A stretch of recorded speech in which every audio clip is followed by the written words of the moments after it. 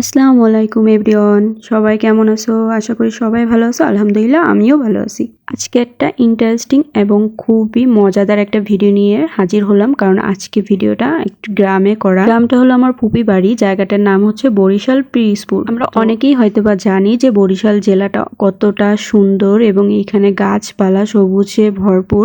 তো আমি সকালবেলা সেইটার ভিউ দেখতে দেখতে চা খেয়ে নিলাম। এখন সকালে নাস্তার জন্য ডিম ভাজা হচ্ছিল, তারই একটা ক্লিপ তোমাদের জন্য নিয়ে রাখলাম। আর এটা আমি করতেছিলাম ফুপি বাড়ি গিয়ে। আজ ফুপি বাড়ি ছোটখাটো একটা অনুষ্ঠান আছে, তার জন্য অনেক আয়োজন আছে। তো রোস্টের রান্নার দায়িত্বটা আমার উপরে পড়লো, তাই আমি রোস্টটা আগে ম্যারিনেশন করে নিব। রোস্টের মাংসটা ম্যারিনেশন করার আগে আমি রোস্টটা কাঁটা চামচ দিয়ে ফুটা করে নিলাম, যেন ওর ভিতরে মশলাটা ভালো করে ঢোকে। নুন দিয়ে ঢেকে দিলাম। আর এইদিকে আমার ফুপু দেখো মুরগির ঠ্যাং চামড়া দিয়ে ডাল রান্না করতেছিল, যেটা আমার খুবই ভাল লাগে। আর ডিম সেদ্ধ। মুরগিটা ম্যারিনেশন করে ঢাকা দেওয়ার পরে আমি আমার ভাবির সাথে একটু গ্রামটা দেখতে বের হইলাম। গ্রাম বলতে আমার ফুপুর বাসার আশেপাশে। তো দেখলাম ফুপু অনেক কিছু লাগাইছে। এটা হচ্ছে মৌসিম গাছ। মৌসিমের ভর্তা খেতে আমার কাছে অনেক ভাল লাগে।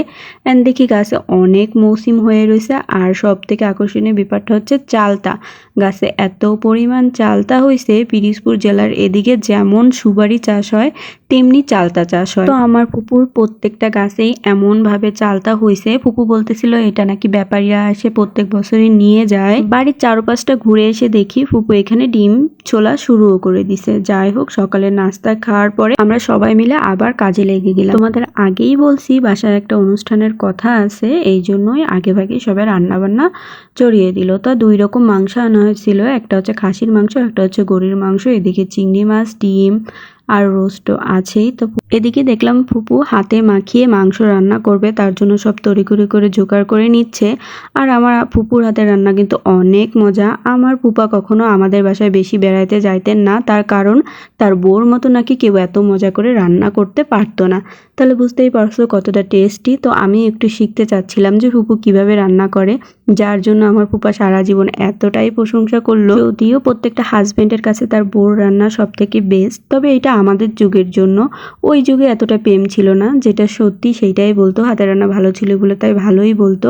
আর এদিকে দেখো 3টা চুলায় সমানে রান্না করা হচ্ছে। পুকুর এখানে মাংস রান্না শেষ, খাসির মাংস চলতেছে। আর মাংস রান্নার পরে পোলাও চড়াই দিছে। আর আমি এখানে রোস্টের জন্য মাংসটা ভেজে নিচ্ছি। তো আমি এখানে লাল লাল করে ভাজতেছি। আর মাংস ভাজতে ভাজতে তো আমার হাতে মাংসের তেলই লেগে গেল। যাই হোক, আমার মাংসটা ভাজা শেষ। এখন আমি রোস্টটা রান্না করব। রান্নার জন্য আমি তেল দিলাম, পেঁয়াজে হচ্ছে পেস্ট দিলাম, তারপরে কিছু গোটা গরম মশলা দিলাম, হচ্ছে রসুন বাটা, আদা বাটা, জিরা বাটা দিয়ে ভালো করে কষাই নিব যতক্ষণ না তেল উঠতেছে। আর বাই দ্য ওয়ে, এই মাংসটা কিন্তু পোলট্রি মুরগি। ফুপি বললে এদিকের বিয়ে বাড়িতে বা কোনো অনুষ্ঠানে নাকি পোলট্রি মুরগির রোস্ট রান্না করা হয়, যেটা আমি ফার্স্ট টাইম খাবো এবং ফার্স্ট টাইমে বানাচ্ছি। তো এরপরে হচ্ছে আমি রোস্টের মশলার মধ্যে রোস্টের যে মশলা থাকে ওইটা, হচ্ছে মরিচ গুঁড়া আর টক দই একসাথে মাখিয়ে রেখে দিছিলাম অনেক। দেখতেই পেলে আমি মশলাটা কত ভালো করে কষিয়ে নিলাম। যখন তেল একদম উপরে ভেসে উঠছে সেই পর্যায়ে আমি ভেজে রাখা মাংসটা দিয়ে দিলাম। এখন ভেজে রাখা মাংসটা দিয়েও অনেকক্ষণ কষানোর পরে দিয়ে দেবো বাদাম বাটা। বাদাম বাটাটা দেওয়ার পরে ভালো করে আর একটু কষে নেব। বাদামটা থেকে তেল ছড়ে গেলেই দিয়ে দেবো পেঁয়াজের বেরেস্তা। বেরেস্তা আমি এখানে অর্ধেক দিব, আর অর্ধেক মাংসটা হয়ে যাওয়ার পরে তারপরে দিব। তো আমি তো এমন করেই রোস্ট রান্না করলাম, আর আমি এমনভাবেই করে থাকি। কে কেমন করে করো প্লিজ জানিও। আর আজকের ভিডিওটা আর বড় করতেছি না, কারণ আমার এই ভিডিওটার আর কোনো ক্লিপ খুঁজে পাচ্ছি না, যেহেতু ভিডিওটা অনেক আগের। তাই এতটুকুই তোমাদের সাথে শেয়ার করলাম। আর অলমোস্ট রোস্ট রান্না হয়ে গেছে। আমি আর একটু ঘুরতে বের হইলাম, কারণ আমার গ্রামের সাঁকু দেখার অনেক শখ ছিল। তো বড় সাঁকু পার হওয়াটা তোমাদের সাথে শেয়ার করা হইলো না। তাহলে এটাই দেখে নাও। আল্লাহ হাফেজ।